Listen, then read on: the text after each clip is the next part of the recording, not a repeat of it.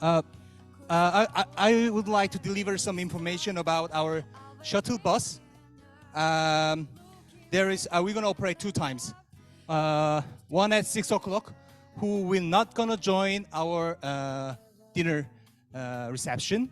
You can take shuttle bus at 6 o'clock at entrance. Or the person who gonna join our dinner reception, then it leaves at 8 p.m., 8 o'clock, and 2 buses will be ready. So you can, it is depends on, you can choose 6 o'clock or 8 o'clock. Depends on whether you're gonna join the dinner or not.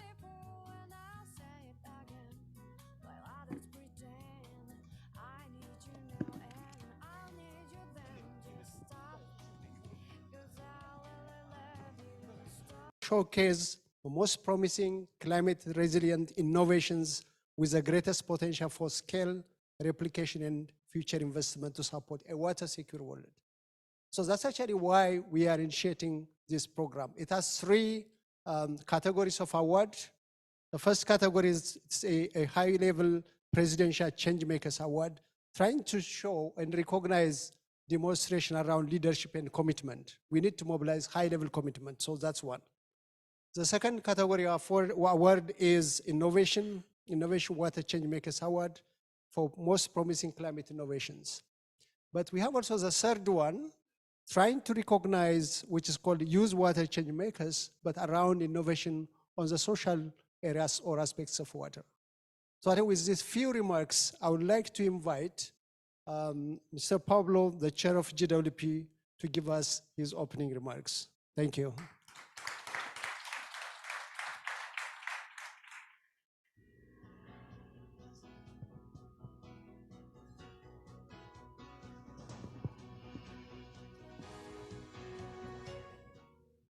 It looks like me, hopefully. Yeah. So it is a privilege for me to be here. I'm very happy. CEO of K-Water, thank you for receiving us. Authorities, excellencies, friends. It is for us today a very significant day. We've been working a lot to get to this day, because today we are launching this global hour. And this is, we believe, a significant endeavor. What we need is innovation. Everybody talks about innovation. But in order to do that, we need to change. We need to go beyond water. We need to do things that are based in water, but including other people, other institutions, new technologies, new business models. The demand is out there. The key challenge is how we can identify those ideas and reach a critical mass.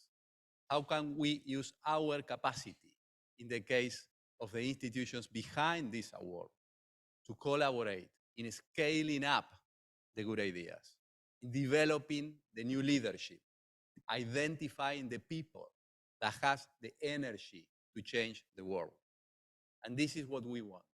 So I'm very happy to be here in this day. We will be hearing plenty of information and messages, but the main idea is that since today till August the 18th, everybody can get into this competence.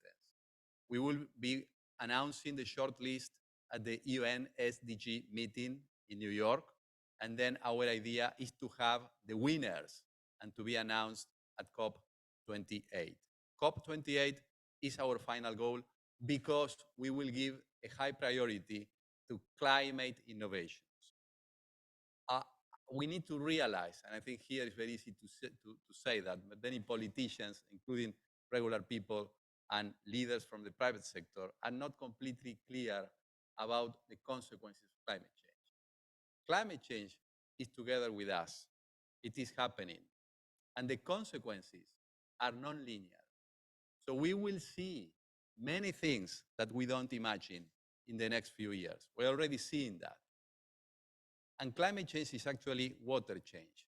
Climate is about water. Climate is how the water moves around our planet. So we need to move from analyzing what climate change is about into really providing solutions to climate change. And water has a main responsibility, is at the core of that agenda. And then again, we are going to be also paying a lot of attention to the new business models. One of the key challenges, as we heard just a moment ago, is how to mobilize resources, how to get the private sector, and not only the public sector, to become a key player at the moment of mobilizing resources. At the center of that is how you value water. If you value water properly, then you can allocate efforts, but also you can allocate profits. And this is something that is very challenging, but it is at the core of having new business models. Now, the good news is that now we count with many technologies to do that, including all the way from big data to artificial intelligence, but also mixing with biotech, with new possibilities of doing nature-based solutions. So if you think about that, the nexus between water, energy, food, and all the other economic sectors is actually a huge opportunity. So we encourage all of you to really go to our webpage that is already open and to consider who may be willing and in a capacity to become a world leader. And I can assure you that we will identify those ideas and we will work together with them so that they can become larger and they can have a real big and significant impact in the world. Thank you.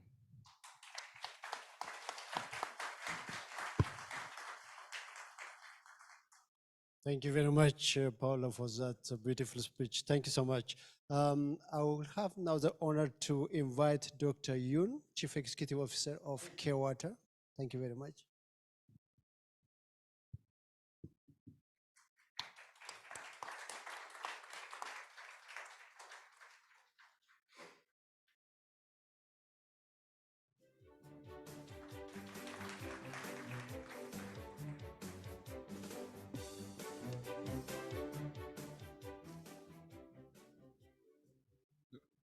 Respected members of the Global Water Partnership, I would like to extend my warmest greetings to you all. I am Yoon Sok-tae, CEO of K-Water. I am delighted to have had the opportunity to meet the GWP chairman and the members. On the occasion of the launch of the Global Water ChangeMakers Award, I sincerely appreciate your visit to Korea.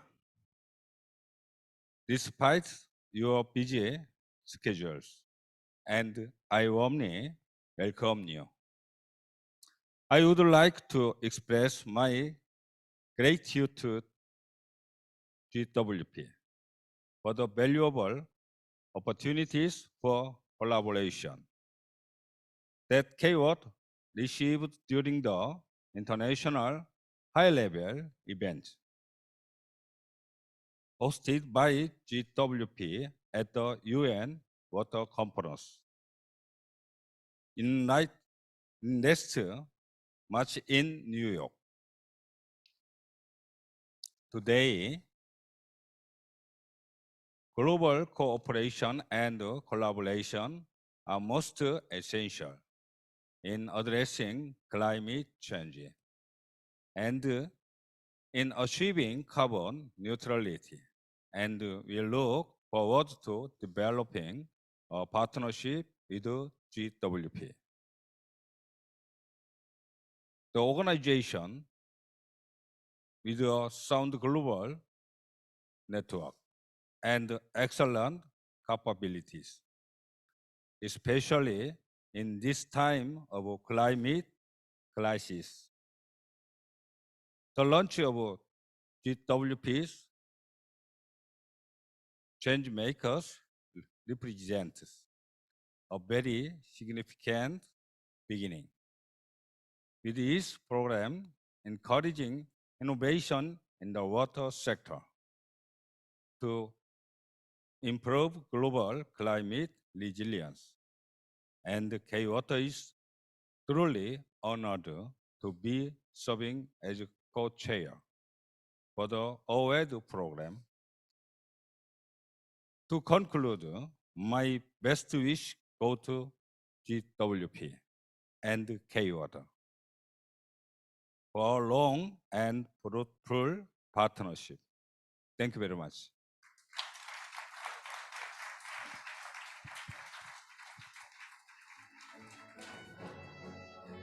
Thank you very much again, Dr. Yoon, for that important message also. Now, ladies and gentlemen, we have also a message from one of the co-conveners from the World Bank Group. They couldn't make it physically, but we have a recorded video from the World Bank Group, Saroj Kumar Jha, who is the Director for Water Global Practice, World Bank Group. Thank you.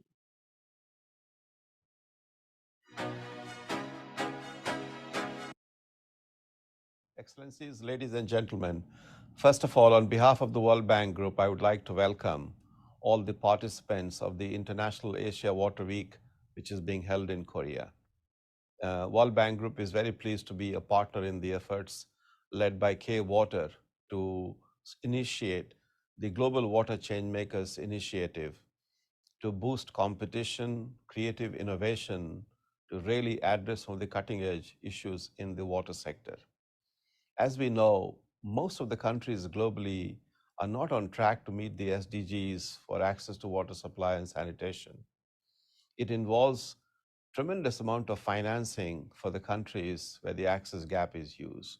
In addition, due to climate change, the water infrastructure in most countries are extremely vulnerable, and they need to build more resilience, better access to services. In addition, we need to make sure that we have more integrated water resource management in the countries. All this requires tremendous amount of financing, innovation, new technologies, very creative ways of delivering these services in the countries we work. This initiative of K-Water, in which we are very proud to be associated, will bring new ideas that can be scaled up in the countries around the world to really address the financing gap, which can be met through, of course, new innovative models for delivering water services in the countries we work. I wish this conference a great success. Thank you.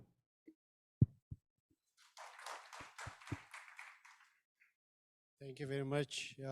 That is an important message, again, emphasizing the importance of innovation. Okay, so let me request the front seat, this one, to have like a group photo only for just a few minutes. No, not really seconds, probably, if you can come around the stage. Yeah, let's roll.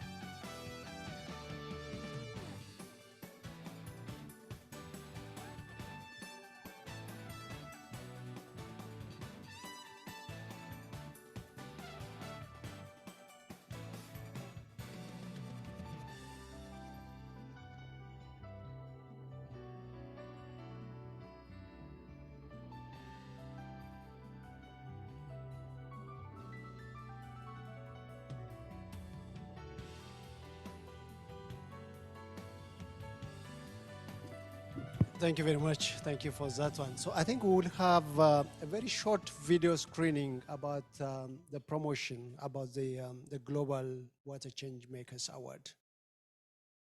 This will be very brief.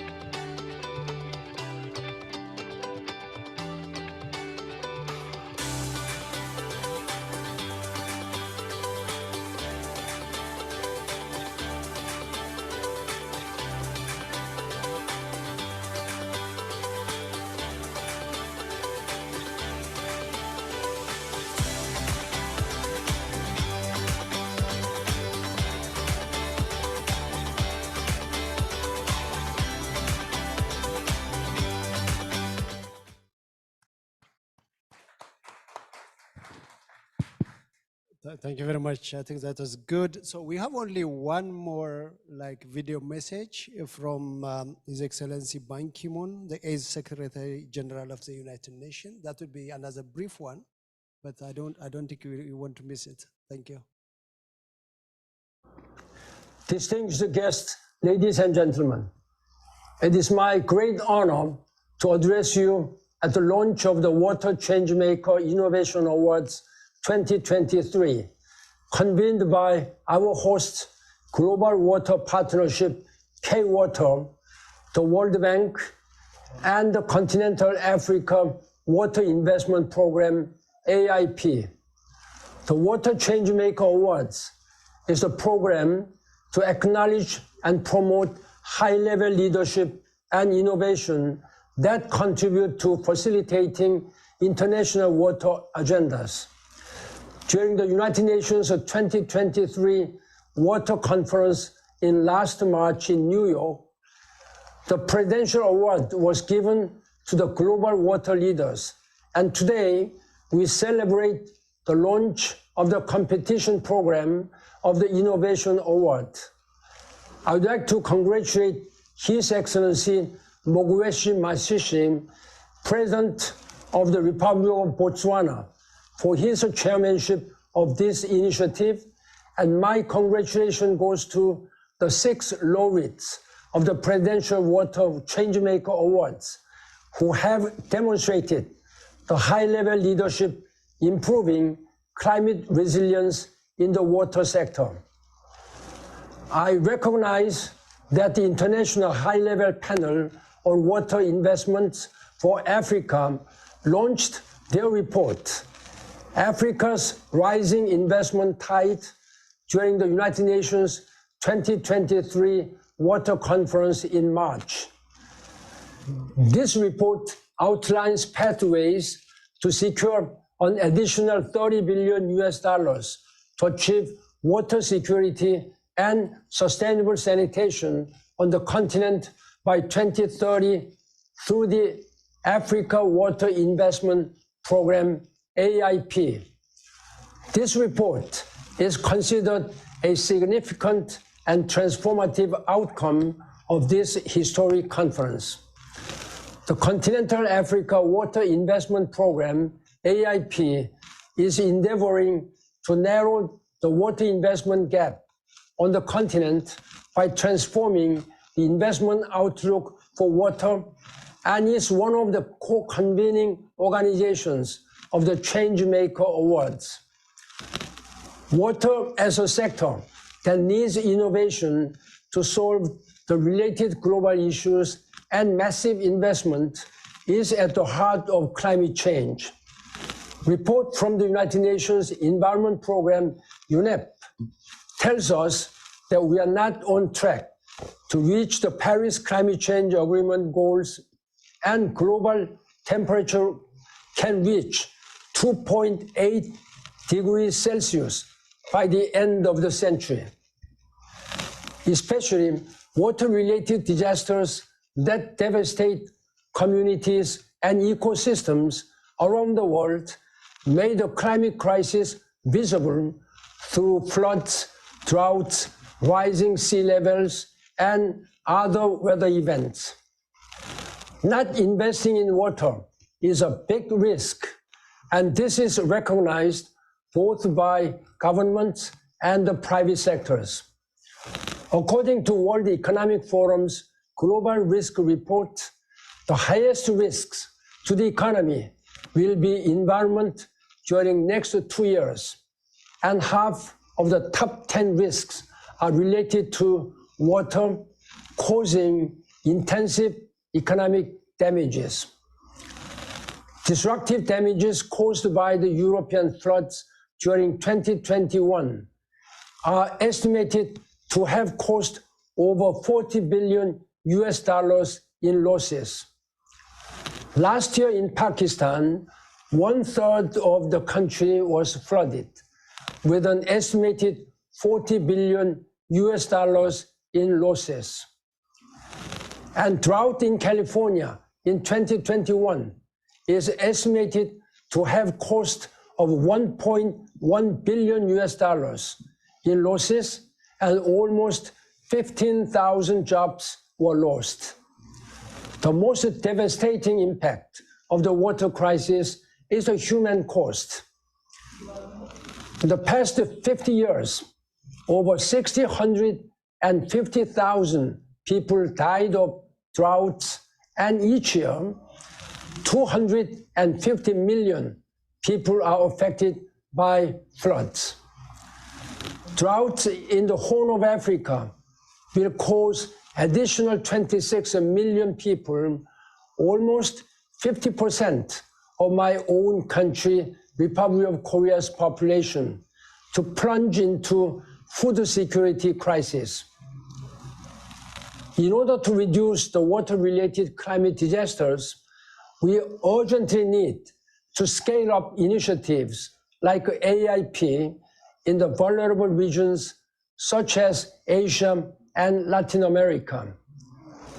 While we need follow-through from the highest level of leadership, governments cannot do this alone.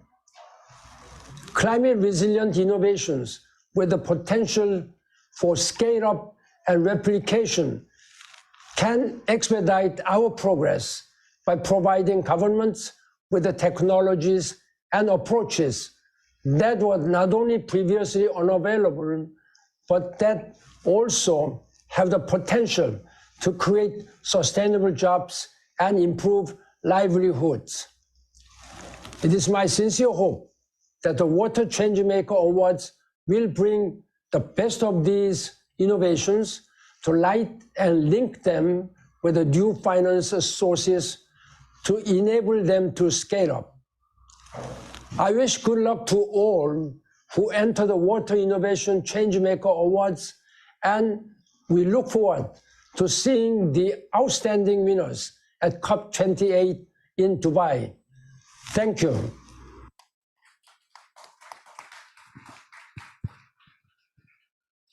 Yeah, thank you very much. I think that was very summarized and clear messages. I think from the opening session, the kind of message we are getting is, the first thing is we have huge global challenge when it comes to water security. I think that's very clear. And then what does that mean is it requires, the first thing is it requires a very high level of political commitment and leadership. That's a message we are getting, which is very critical. That commitment and political leadership at the highest level as a heads of state level, I think that's very useful message. If you don't get it at that level, we are not actually making much progress. That's one, clear political leadership and commitment. The second one, we need innovation.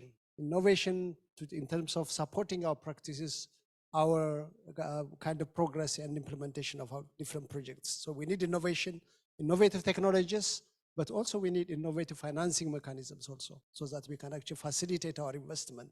The last one already mentioned is about investment. We have to enhance investment in the water sector so that we can actually achieve our targeted goals.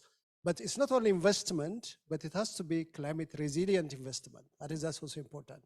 With those messages, I would like to hand over to my colleague Jay for the next session of the panel discussion.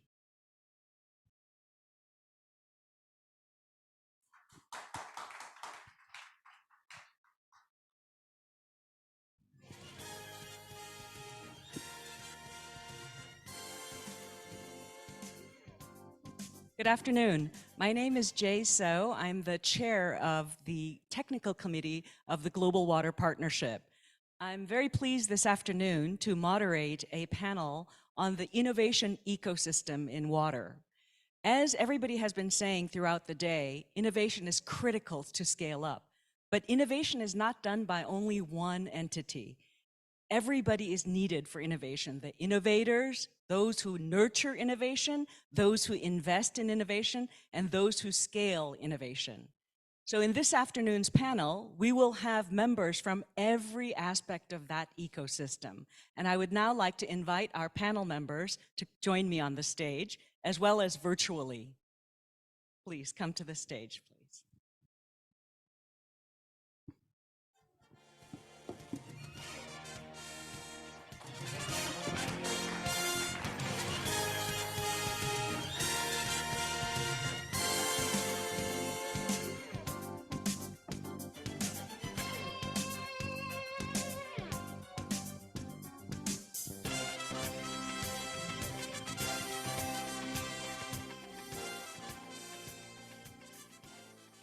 Great, and welcome to all of us in Seongsan, but also all of our global partners of GWP who are connected to our afternoon ceremony throughout the world.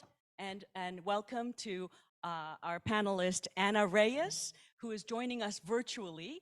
Anna is the youth representative winner of the 2020 Water ChangeMakers Award. Welcome, Anna. Then we have with us on the panel, Dr. Yongdok Cho, who is the General Manager of Global Cooperation of K-Water. Welcome, Dr. Cho. We have Henry Chung, who is the Managing Director of KAIST Ventures, one of the leading venture firms in Korea. Thank you. Suleiman Turki, who is the Technical Affairs Director of the Saudi Water Partnership Company and a new GWP partner. Dr. Amgad Elmadi, who is the water sector lead at the Green Climate Fund. Welcome. And my colleague Kidane Tirune, who is the technical advisor of the Africa Water Investment Program in GWP. Big hand for our panelists. Thank you. So I would like to, during this panel, I would like to unpack each of the components of the innovation ecosystem from the perspectives of many different parties, but who share a common vision about how to scale innovation. Let me first start with Dr. Cho. This is a first global cooperation between GWP and K-Water, and it shows great alignment between our two organizations. What is K-Water's agenda for innovation in the water sector? And what roles does K-Water play in promoting innovation? Okay, thank you very much. The good question. This is only you will give 5 minutes or and that's it. Not the 4 minutes. Okay. All right. My name is Yongdok Jo. I'm the Secretary General of Asia Water Council and also the General Director of K-Water and the Global Department. I'm honored to the speech. What is the the innovation way to cooperate between the K-Water and GWP, and it's really happy thing. And last time when we participated the UN Water Conference, actually our boss is participating, not me, but I heard a lot what is the good way. And, specifically K-water, I would like to, briefly introduce about the K-water working. And in K-water, we have industry development department, the water industry innovation department. In that, department, we're trying to find, the small and the medium company, what is the good performance they're having for the water development. And that one is not easy. And among the Korean, the medium small industry, that we find around the 40 or the 50 the company. And after that, the K-Water support a lot for their company. So basically, we support the small budget in the first time, because they need to develop the core technology. And after that, the first of all, as you know, the K-Water in charge of very different part. From the water resources, we build the dam construction and dam operation, and then water supply and industry complex. In order to make that one to supply the water, as you know, we put a lot of water technology, and ICT technology is very important, and conventional technology is also the important. And most of the company, we give some direction, and then if they success to develop their own technology, the K-Water gives some test bed. They input their technology in the water treatment plan and the dam in the in the watershed and the dam. And after that, we start the working together. And next stage is go to the abroad. The technology should be go to the abroad, like the other country working. And I think those kind of a thing is really high process, the innovation process. And also we have also established around 300 billion the Korean won, the fund to startup and venture, performing the lot of the water industry incubator and R&D, because we have R&D center and education center, and in the field, I think this is kind of innovation way to grow the medium and the small industry. That's what we do in K-Water. And also the Asia Water Council, I think that, as you know, that we have around 150 the member, so that we collaborate together, and if possible, our facility, our field open to all over the world. And I sincerely, I really hope to cooperate, the K-Water and the Asia Water Council and the GWP, and to support in the African side and the Latin American side and the Southeast area side. That's my thinking, and that's K-Water idea. Thank you so much. Great, thank you, Dr. Cho. I think you're being too modest about K-Water. Those of you may know that Korea, in the Global Water Stress Index, Korea is one of the higher stress countries in terms of water resources. And that's because almost all of Korea's rainfall comes only in 2 months of the year. And almost, because of the topography in the country, almost 80% is lost into the ocean. But through specialized agencies such as K-Water, Korea has been doing a great job in actually water storage and preventing floods and droughts in the country. And in the latest UN SDG 6.5.1 index, Korea was actually in the top third of the rankings of countries doing well on water management. And I think K-Water was one of the key agencies that do that. Now, not all countries have a K-Water. So I think that's also something that, that you could see that really created an advantage for this country. So it's great that K-Water has been supporting innovations in Korea, but innovations come from all over the world. So I'd like to let's hear from Anna Reyes, who is the youth representative winner of the 2020 Water Changemakers Award. So Anna, first, congratulations on your award for innovations to support water resources management. So please tell us a little bit about your innovation. How did you develop this innovation? How did you get this idea? How does it serve your community? And what's happened since 2020? Thank you so much. So I guess I would start with a brief background. Like in the Philippines, only 3% of primary forests remain due to rampant deforestation, mineral extraction, poor environmental enforcement. So our project, the area of the Masungi Geo-Reserve, is east of the capital, and it's a microcosm of these problems in a highly sensitive karst landscape, which serves as a natural filter for vital waterways.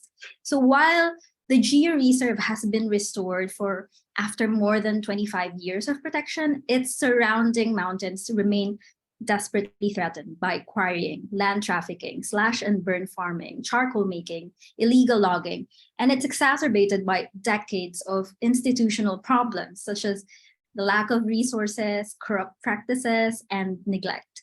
So this has led for the forest to being cleared and for the clean water supply in the local communities of almost 40,000 people to be diminished. Now, the Masungi Geopark project, our project, aims to help solve this triple crisis of biodiversity loss, climate change, and a looming water crisis, which is happening in the country. And so we do engage the powerful voices of the youth in our movement. So in 2017, the Masungi Geo-Reserve Foundation entered into a landmark agreement with the national government in order to restore and rewild some 3,000 hectares of degraded land around the Masungi area and the Masungi limestone formations. We do this with self-generated funds from low-volume, nature-based experiences. So the project, again, largely led by young people under 30, has increased measures to protect the area from the threats I mentioned. And we have engaged up to 100 full-time park rangers and forming coalitions with different sectors, over 200 corporate partners in tree planting and tree nurturing, and 40 educational institutions for nature conservation education, and at least 30 research and NGO partners for biodiversity monitoring and community development. Now, in a partnership with Waves for Water, we help 250 households and 4 local schools have better access to clean water by providing water filters and water tanks. And since enforcement is one of the primary problems in forest protection, we immediately formalized a partnership with the Army and police to avert environmental violations. Now, the Masungi Geopark project, although it's a local project, our reach and influence spans the entire country through strong storytelling in social media. And the project was recognized as a global example by international organizations such as yours, the UNDP, the IUCN, the WTTC, UNWTO, and most recently by the UN SDG Action Awards. They have done so because we have helped create long delayed and much needed momentum in support of the restoration of our watershed. So how does our work in protecting and restoring the forest in this watershed and its biodiversity help build resilience to climate change? First, by protecting 430 hectares of secondary forest and 2,270 hectares of grasslands from deforestation, the project acts like as a carbon sink. So the protected area currently stores an estimate of 160,000 tons of carbon, or the equivalent of 66 million gallons of gasoline consumed. Now, once fully restored, the area will be able to store almost 1 million tons of carbon and sequester even more every year. Over 47,000 native trees have been planted in the project area, but planting alone is not enough. So Masungi focuses on the maintenance and the protection of the land and the revival of the entire ecosystem. The new forest will help avert landslides and floods by restoring the natural ability of the watershed to regulate water for upland communities and the lowland cities, the capital, which I mentioned, which comprises of a lot of cities and millions of our population. And finally, we have disadvantaged communities in the upland regions, including indigenous communities, and they rarely have the proper information and education on what exactly contributes to good quality of water and stable water supply. And so being part of our project has also helped cater and serve these communities that are largely and directly affected by the degradation of our watershed.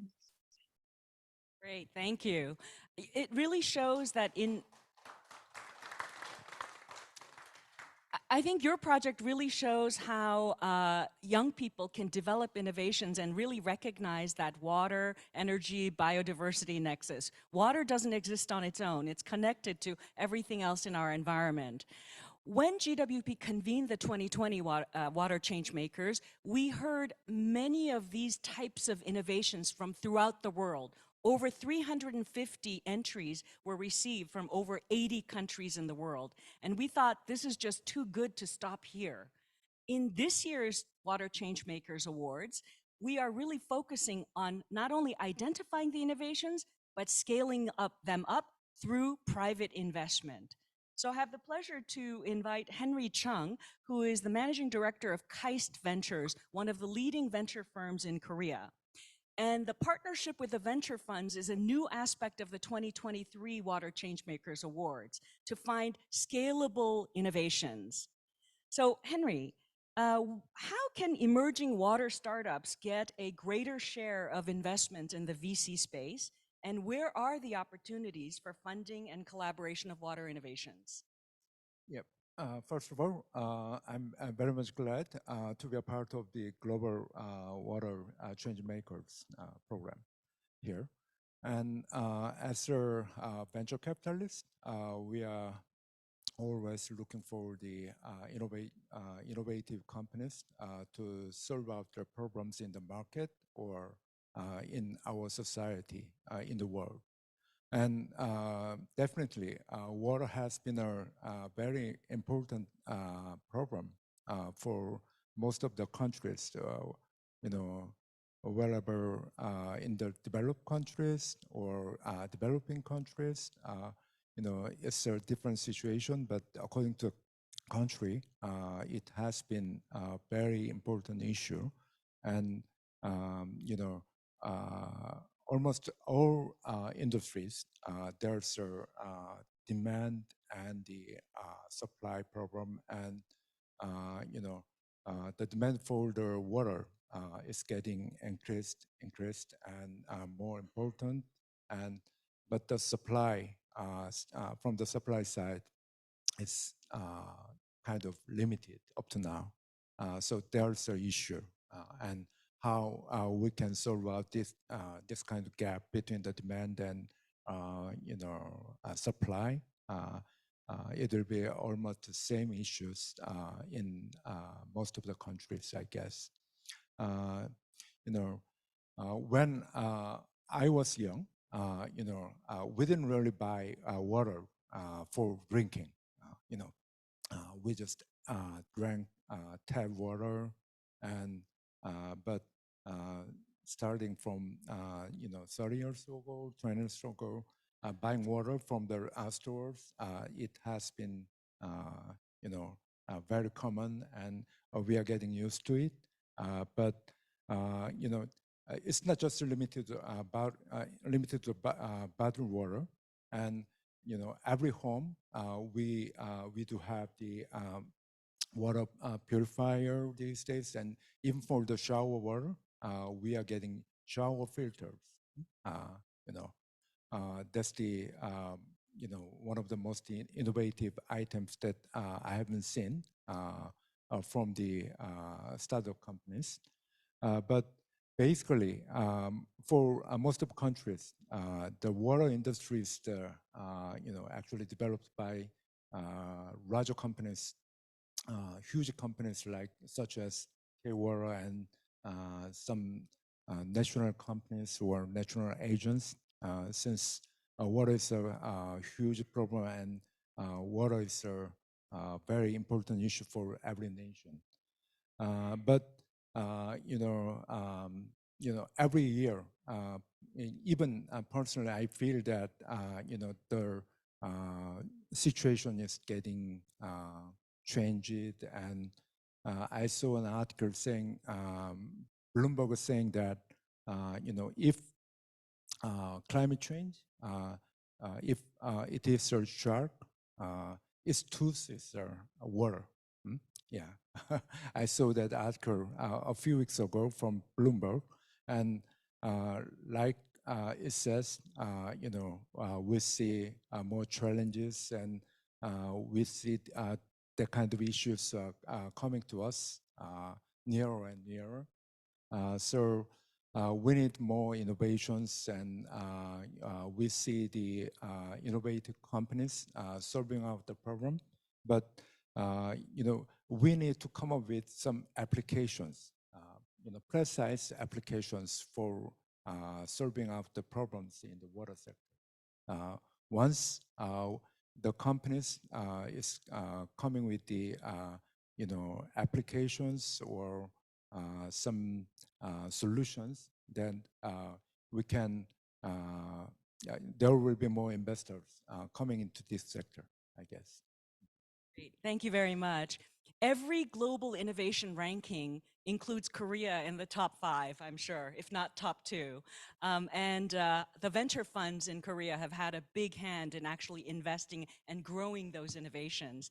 So Water ChangeMakers is very pleased to have 2 Korean venture funds as our partners. In addition to Keist Ventures, we also have Hyungjin Kim from Clover Partners as a venture fund partner of the Water ChangeMakers. Great, now let's move to Mr. Suleiman Turki from the Saudi Water Partnership Company. You have a huge role in the Saudi Water Partnership Company in actually designing and launching all the private projects for the country. So how does the Saudi Water Partnership Company mainstream innovation in your projects? And what is the roadmap you have to achieve the SDGs? All right, good evening, everyone. I would like to thank GWP, K-Water, the World Bank Group, AIP for this kind invitation. This is a major topic. I think a lot of entities are talking. So thank you for the opportunity. First, I would just briefly like to give an introduction about the Saudi Water Partnership Company. We are an entity responsible to procure over 9 million metric cube of water per day. We're the sole buyer and seller of water in the kingdom. We also tender projects to the private sector, and all sorts of water projects, desalination, reuse, transmission, and so forth. We operate on the PPP model, and this is very important to highlight so we can put things into perspective. SWPC alone should not have credit for all of this activities that's going on. We should also shed the light on the private sector. So the roadmap that we had during the past 5 years was mainly focusing on 3 elements. First, introducing a cap on the energy production. That was in 2017. In 2020, we permitted unlimited use of renewable resources and the production of desalinated and treated water. And the main driver to this roadmap was during 2022, where we had a big shift in technology conversion. We moved away from fossil fuel production, and we're now mainly focused on reverse osmosis technology, which is a more friendable technology that uses less energy. This will quickly show the impact of renewable resources on the production of water. So in 2017, one of our plants, SEPCO plant, used 4.6 kilowatts per hour to produce 1 cubic meter of water. This number has been reduced now in 2022 to 2.55, which is the Jubail 3B project. So the impact from these 3 elements resulted in a reduction of more than 10 million cubic 10 million tons of carbon emission reduction. And you can see from the graph, 9.2 of it is due to the reduction from fossil fuel to RO technology. We also have an impact from energy efficiency and renewable adaptation.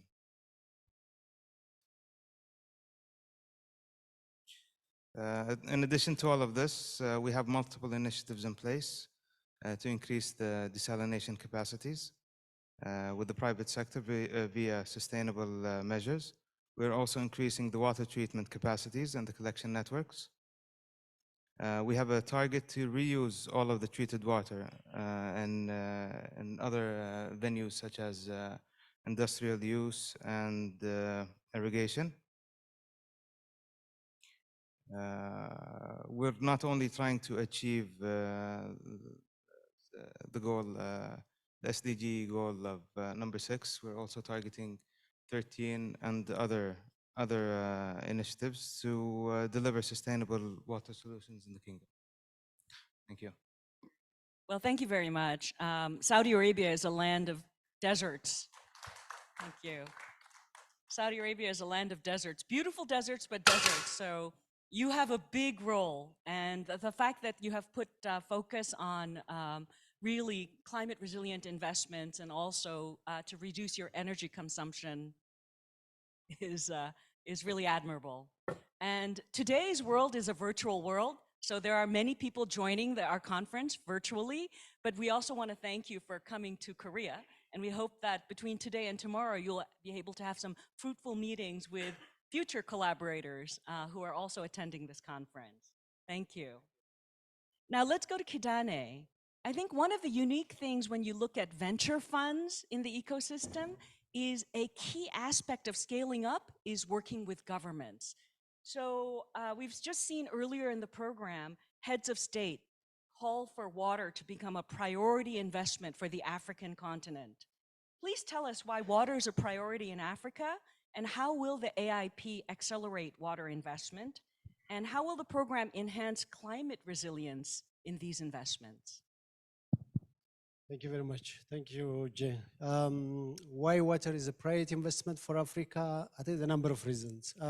Because I think water is, the first thing is the critical role water plays in the socio-economic development of Africa and the Africans. The first one is it's a key resource for maintaining livelihood systems even. I'm not talking about the economic development. Even the livelihood system of communities is very much based on water resources. Economic development, most of Africa's economic sectors are very much dependent on water, from agriculture to energy, tourism, or mining. So without water, actually, you cannot think of economic development in Africa. But even the social aspect of it is very critical. Probably, maybe water with its social value in Africa probably is much more higher than other regions, particularly including cultural and spiritual value. So the value of water is actually very critical for communities, and also it's key in terms of maintaining the ecosystem systems, but also for building resilience. So one is the critical importance of the resource itself is very important for Africa, that's one. Then the second aspect is because in terms of target to access water supply and sanitation, I think Africa is most lagging behind again. The recent report last year of the Africa Ministers Council on Water, actually, it identified only 12 countries out of 54, 55 that can meet SDG targets by 2030. Only 12 out of 54, 55. But when it comes to sanitation, it's worse even. It's only 5 countries. They are already on kind of progressing very well to target to meet the SDG targets. So there's a very huge gap again in terms of access. But again, the critical factor is there's a huge gap for water investment in the continent. And then the AIP you mentioned, the Continental Africa Water Investment Program is actually launched by the Africa Union Summit, heads of states and governments that we are talking about high level kind of commitment. As the heads of states level, back 2021, they launched the program, Continental Africa Water Investment Program. So the main aim is to mobilize $30 billion per year for water investment in Africa, which is huge amount, but people were scared. It was a huge amount. How do you mobilize it, actually? So they came up with a 5 kind of sub-components, like sub-programs and initiatives. The first one is, you have to mobilize high-level political commitment and leadership. I think we already covered it. And that's why we established what is called the International High-Level Panel for Water Investment in Africa. So that's already launched. And the last time, March 2023 UN Water Conference, they already launched their report identifying the different pathways to mobilize $30 billion US per year for Africa.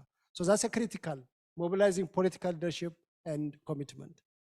The second aspect is developing a scorecard, water investment scorecard, so that you can establish a mutual accountability and also tracking your progress towards investment in Africa. So that's also a critical to develop so that you can actually develop a peer review mechanism so that one country can actually work with the other one. So that's the second element. The third element is, I think a very good, interesting case that Amgad, you already presented. How do you develop international blended financing mechanism, for example? I think it's a very good case that we want to learn more. So we want to develop that international where you can actually leverage private sector and public sector kind of finance for water. So that's the third one. The fourth one and critical is developing the actual water investment program with pipeline for investment. That's actually a critical element. And if you see the winners for presidential award, Zambia and Zanzibar, actually because the Zambia water investment program, which is 5.7 billion investment up to 2030, it was launched by the heads of state, the government, or the president of the country, actually. So you can see the political level going from the level of the ministers for water to the heads of states. And the program launched by the heads of states. That's very useful, actually. So currently, a number of African countries are actually moving that direction, developing huge water investment program and pipeline development for investment. There's the last one, the fifth one is how to make sure your investment is climate resilient and also inclusive in terms of addressing the needs of some of the vulnerable groups, which requires gender equality and climate resiliency building. So I think that's what we can say, the bringing all together, I think it can help us to move forward. Thank you. Yeah, thank you. The AIP is a massive undertaking. So Kidane, I want to give you all the support that I can, congratulate you because I believe the Global Water Intelligence deemed the AIP as one of the top 10 commitments to emerge out of the UN Water Conference in March. I also want to give you hope that generating these investments, if we find the right momentum, it's possible. In my own country, in Korea, when I was young, we did not have network storage systems in Seoul. But today, Korea is one of the top 10 economies in the world. And I'm not that old, so it can happen within a very short and fast time. And those people that are on this panel are holding each component of that innovation system. Speaking not least, but not last but least, is Amgad El-Hamdi. The Green Climate Fund will have a big role in this and already has a big role in this as the world's largest multilateral climate investment fund. And your water portfolio has been growing very rapidly in recent years. So please tell us, how does the investment landscape look like in the water sector from GCF's perspective? Thanks, Jay, for this question. And before I start, because the discussion is very motivated, I wanted to share with you two statements. First one, water sector is a connector. Right? We need to agree on this. It's the connector with all other sectors: energy, food, ecosystem, and also human or health. Second statement, it's really like the water is the best investment you can do for our ecosystem, for our community, for our health, to improve the resilience of the community. And it comes with a return or a revenue. But we really need to figure out how we find that revenue, how we structure that revenue. So taking these two statements in our minds, I wanted to reflect on what is the water portfolio in GCF. But before to do that, let me explain quickly how GCF work and what is or where is the innovation actually sit within GCF.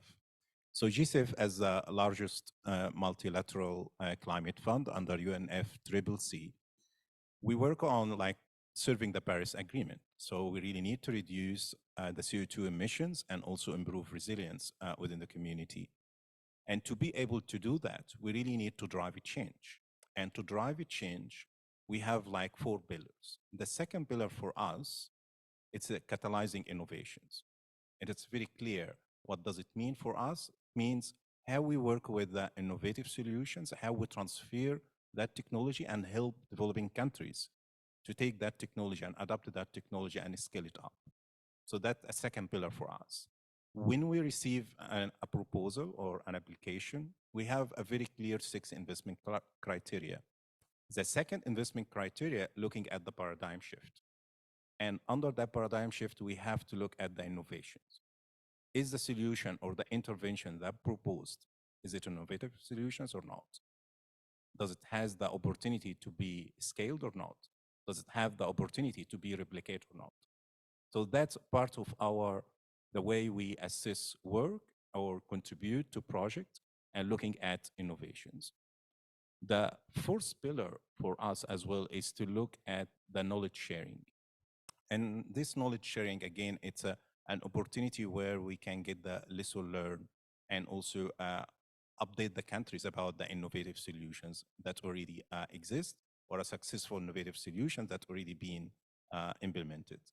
So the water portfolio in GCF as a fund, so we're really looking for how we're going to invest our money, and is our money going to actually leverage the investment in the water sector so we can actually meet the demand for the water sector in terms of financial demand, and we know there is trillions of demand to be able really to achieve SDGC, and we're already behind this target anyway.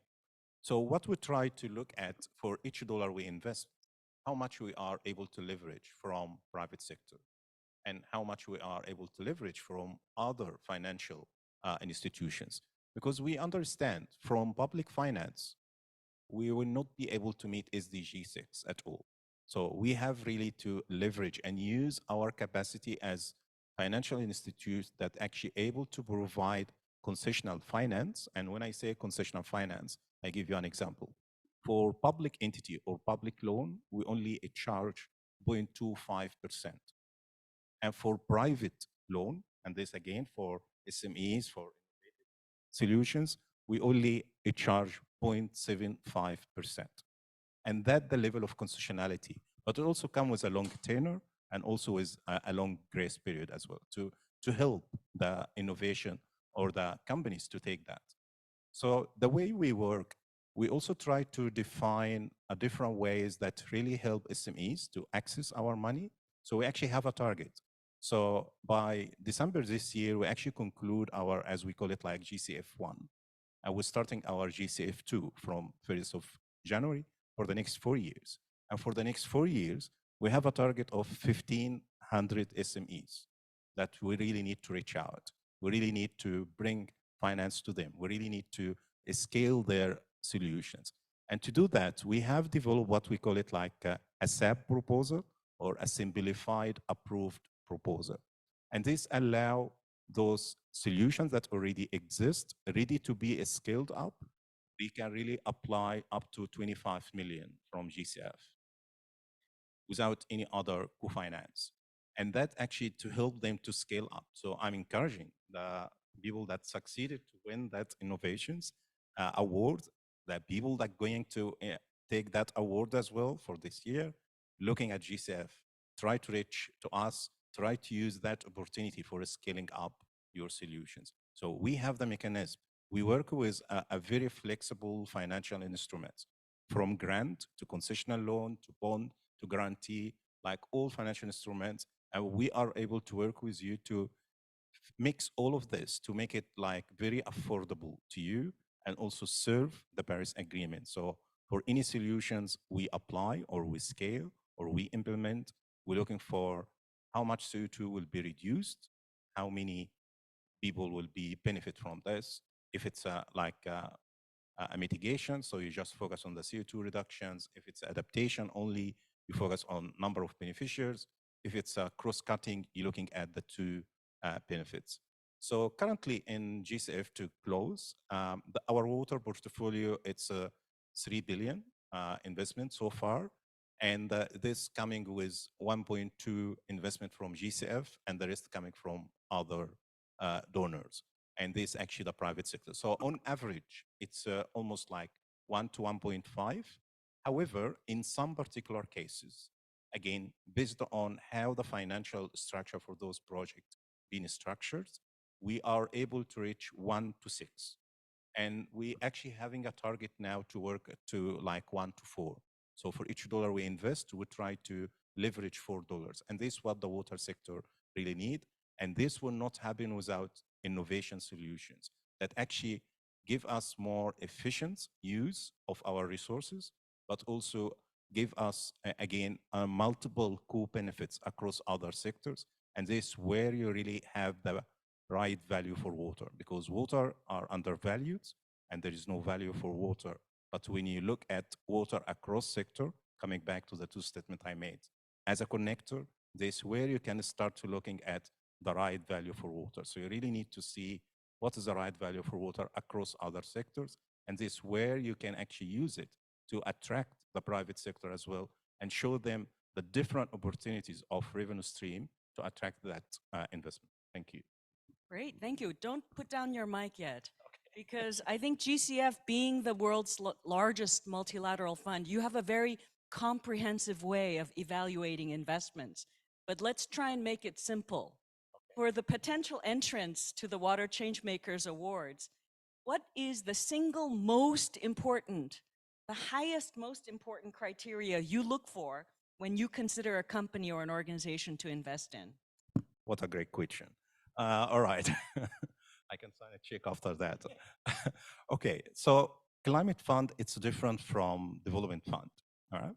And the key difference between the two is climate fund, your problem need to be triggered or induced by climate change.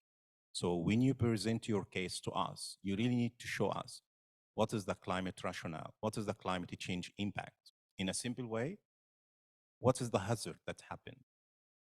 And is this hazard, what is the trend for that hazard? What is the impact of that trend against the sector you are target? So if you target the water sector and you're talking about increasing temperature, so what is the impact of increasing temperature on the water sector? Is this trend going to be worse, to continue to be worse in future, or going to be improved? And this is how you tell us the climate rationale in a step way. And by doing this, that we call it like the umbrella criteria. Under that, once you pass that criteria, so your problem, it's very clear to us, it's a climate problem. So induced by climate problem. The climate factor are the main contributor to that problem. So don't come and tell me I give you an example here to make it very simple.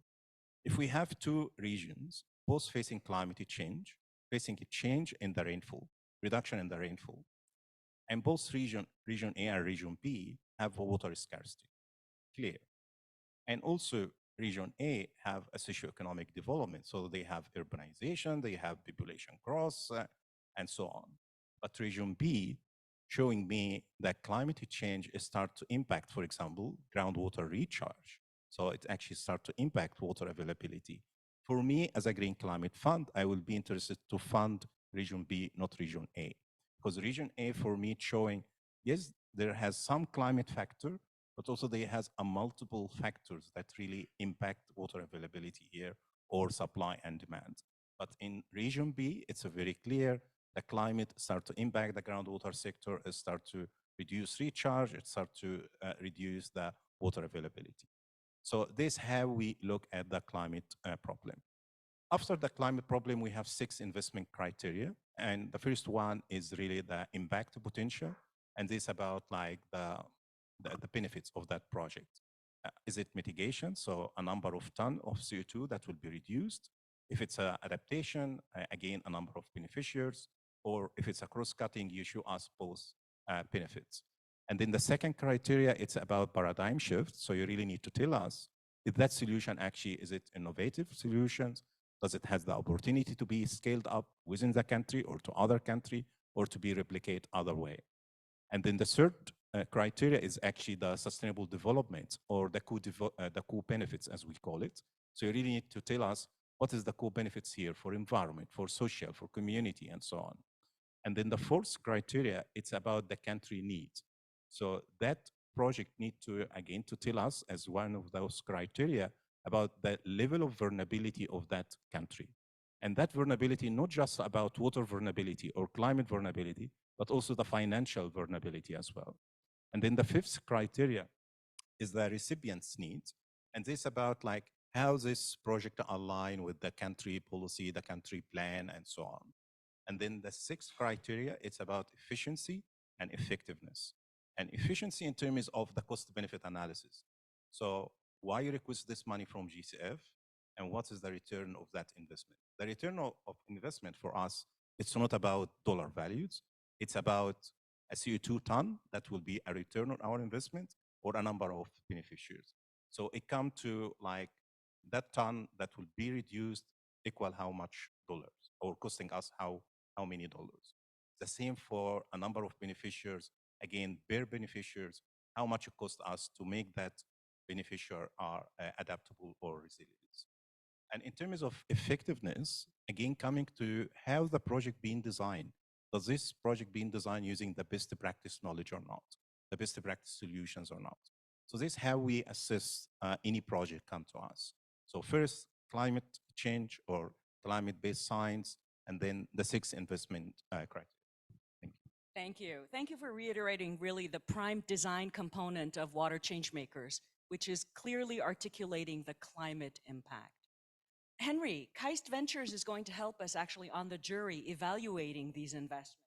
So from your perspective, what's the single most important criteria when you consider a company for investment? The single most important criteria? I would say that it's problem solving.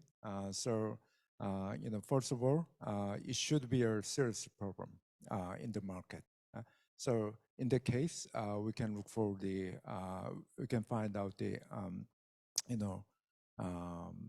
market growth and market size, enough market size.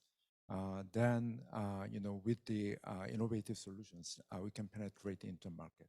So, problem should be defined very precisely, and the solution should be targeted at that problem. Exactly. Great. So problem articulation and problem solving. Thank you. So I'm going to leave the most important question for Anna, and this is the final question of our panel today. Anna, joining us today in this room, but also virtually, are many companies and innovators that are considering entering the Water ChangeMakers. So what advice do you have for those people who are considering entering the ChangeMakers competition? I think there's a lot to consider, but I would say that one, you have to understand your local context and the water challenges. Water challenges are very different for each area, and you have to really take time to understand them. The more you know about the problem at hand, of course, the more equipped you are in designing better and effective solutions. And as we can see in the panel as well, collaboration is key. Water challenges often need a team effort. Partner up with your local communities, your government agencies, your funds, your businesses, your non-government organizations. And by working together, you'll have access to diverse expertise, resources, networks, which will make your initiatives and projects more impactful. Embrace innovation, think creatively. Water conservation and water management are fields that constantly evolve. So embracing innovation and staying open to new technologies, new methodologies, new approaches, look for creative solutions that suit your specific challenges. And prioritize education and awareness. I think it has to be said that spreading the word about water issues and engaging local communities, developing educational programs that empower people to become active participants in water conservation efforts is really important. And again, I think at the core of our panel and what has been said in this panel is that water management, water is at the nexus, not just of climate change impacts, but of climate change solutions. And so to take, I I would say, take a holistic approach to water management, consider the bigger picture, understand the interdependencies between water, biodiversity, energy, climate, local ecosystems, implement initiatives that restore ecosystems, protect watersheds, and promote reforestation, for example. And whatever your approach to water management is, these actions have a direct and positive impact on water availability and quality. And of course, you have to be able to track your progress, like monitor, evaluate, adapt your initiatives, and you have to be able to be agile as well. And finally, I would say share your story to inspire others, because participating in the Water ChangeMakers competition is not just about winning. It's an opportunity for us to inspire others, to document your journey, your lessons learned, your best practices. And by sharing your experiences, you can motivate and empower others that are looking to take action and making a difference in water management. Great, thank you. Everybody in the world, public sector, private sector, youth, and all recognize the importance of water. In the World Economic Forum's most recent global risk report, and it's a risk report composed of opinions from top CEOs and public sector opinion makers. These opinion makers identified water as one of the two of the top 10 risks facing businesses in the next 5 years. And in the next 10 years, the top 5 risks facing businesses are water and environment related. So we need to solve this problem and once and for all, and we hope that the Water ChangeMakers Award will be able to contribute a little bit of the innovation solutions for that. And I want to thank all of our panelists today for joining us and sharing your perspectives. Thank you.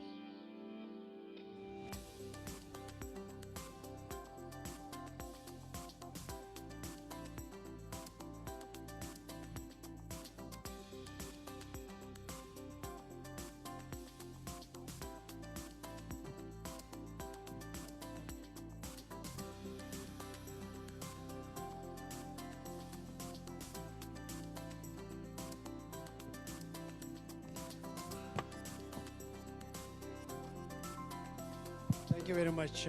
Thank you, Jane, for a very nice role of facilitating this session. I think you deserve one applaud. Thank you so much. Very good. Yeah. So I think we're coming to almost end of the session. Yes. But I would like to request maybe if we can run that video about the previous laureates, the laureates of the previous award. It's a very short video, and then we'll invite Paulo to close the session.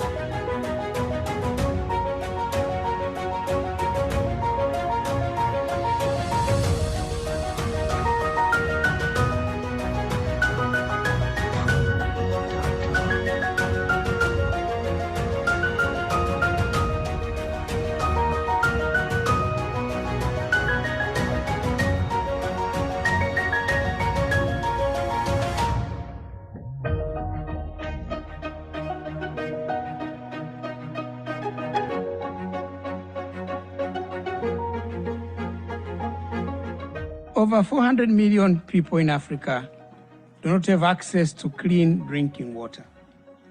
This means a fundamental or basic human right is being denied to them. But even those who have access to clean drinking water, reliability and sustainability is not guaranteed. Climate change is real, and we're seeing it mainly from its impact, or on its impact in the water sector.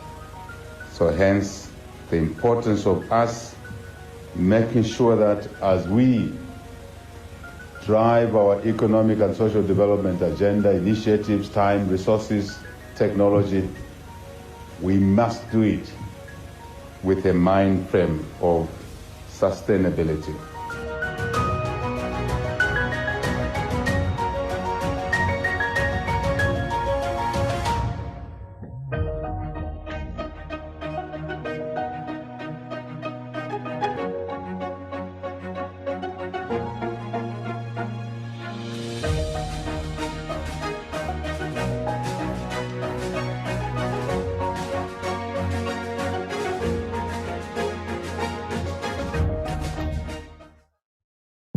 Thank you very much. Thank you so much for that one. So I would like to invite Pablo to close this session. Thanks so much. Then after that, we have a group photo together. Thank you.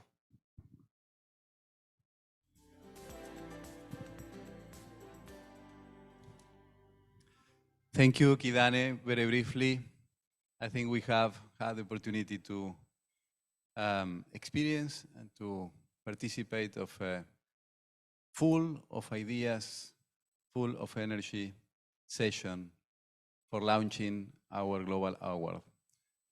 Let me finish by saying that all this energy has to help us to identify the ideas, the leadership, and to be able to scale them up.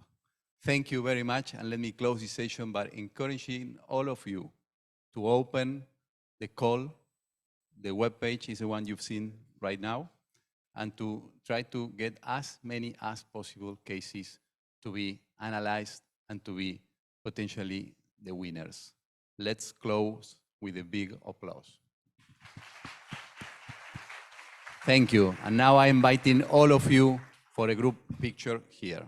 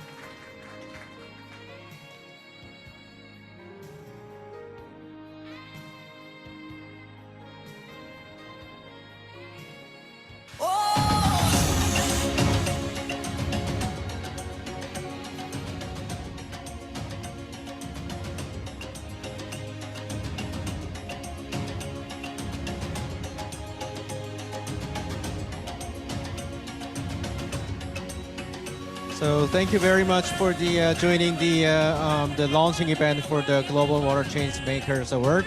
I would like to make an announcement. The dinner that we'll have place is first floor of the same building here. We'll start the dinner at 6 p.m. And for those who need to leave, not joining the dinner, we'll have a shuttle arranged. We'll be waiting for you right in front of the main complex that we have the expo. So please be informed that we'll have a shuttle for those who will not be joining the dinner.